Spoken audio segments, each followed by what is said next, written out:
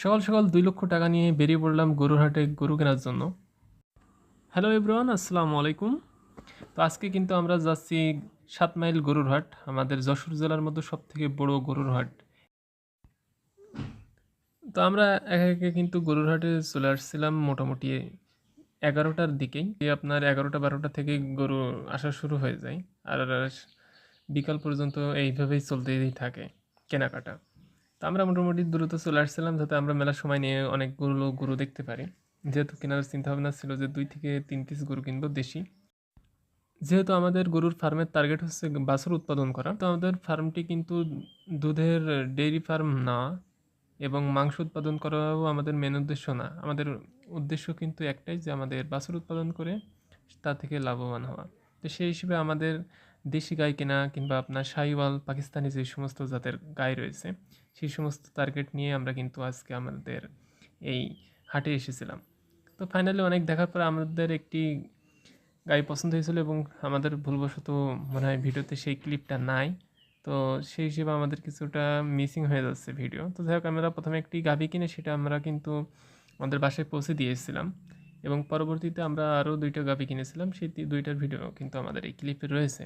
তো যাই হোক, এইভাবে আমরা দেখতে দেখতে মোটামুটি দুপুর 2টা বেজে যায়, তখন আমরা কিন্তু প্রথম গাভীটা কিনতে পারি।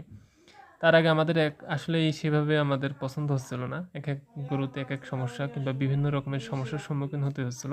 কোনোভাবে দামে পড়ছিল না, কিংবা বাজেট অনেক বেশি বলছিল। আমাদের বাজেট যেভাবে, আমরা সেভাবেই কিন্তু মেনটেন করে আমরা কেনার চেষ্টা করব। তো এটাই স্বাভাবিক। তা না হলে কিন্তু হাট থেকে গরু কেনা অনেক কঠিন ব্যাপার। এটা যারা হাট থেকে গরু কিনেছেন তারাই জানে। তো এখানে এক চাচা কিন্তু আমাদের গায়ে দেখিয়ে দিচ্ছিল যে কেমন দুধ হতে পারে। এটা কিন্তু ফ্রিজিয়ান ক্রস গরু হয়তোবা। তো এই সমস্ত গরু বলছিল যে 5 লিটার মতো দুধ হবে।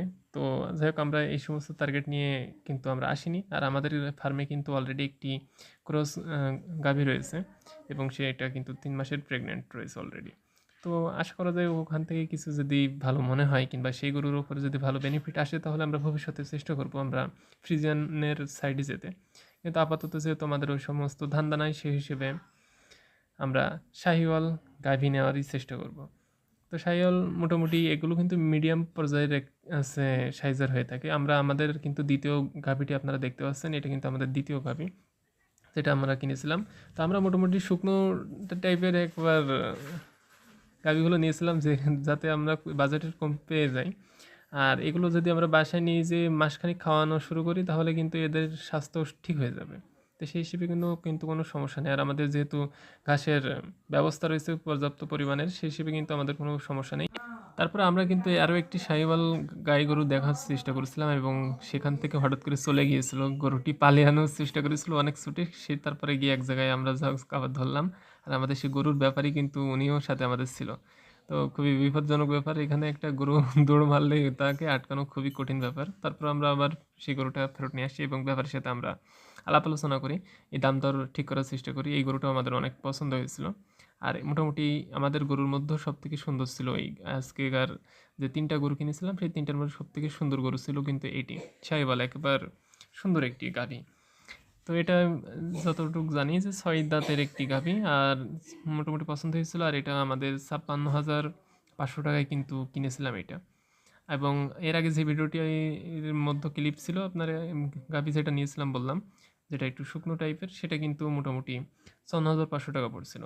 সব দিকে বিবেচনা করলে হাটের বাজারে যেভাবে দাম চলছিল, সব দিক থেকে আমরা মনে করলাম যে ঠিকই চলছে। তো সেই হিসেবে আমরা ভাবছিলাম যে আজকে যখন আসছি 3টা গরুই কিনে ছাড়বো। তো দ্বিতীয় গরুটা আমরা কিনে ফেলি, এবং কিনে আমরা আমাদের গাড়িতে তোলার চেষ্টা করে দিই।